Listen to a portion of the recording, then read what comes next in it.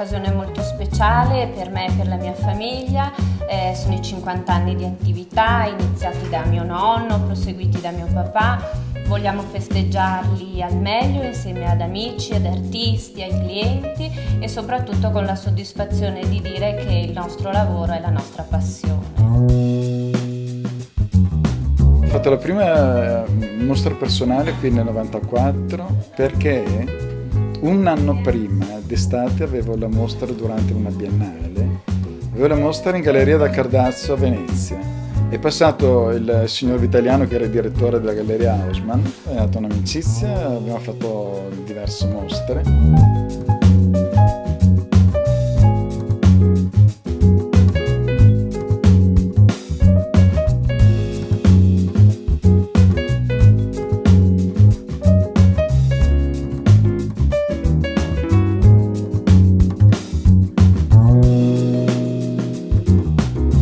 Questa galleria ho esposto in diversi periodi, anche come questo quadro qua.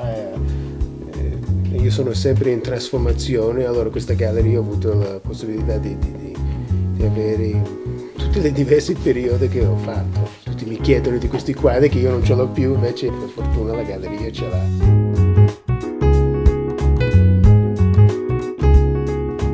Gioia, Beatrice, Federico li conosco da tanti anni.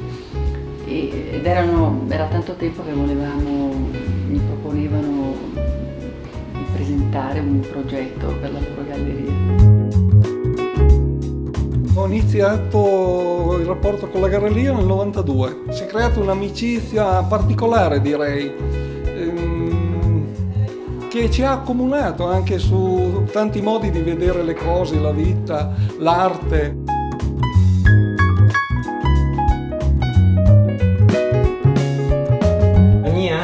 Sia nella stagione estiva che in quella invernale abbiamo sempre elaborato dei progetti specifici per la galleria in modo da creare attenzione sia proprio per il posto, per la collocazione, che per le opere che vengono messe dentro, quindi ideate anche col percorso specifico da inserire all'interno della galleria.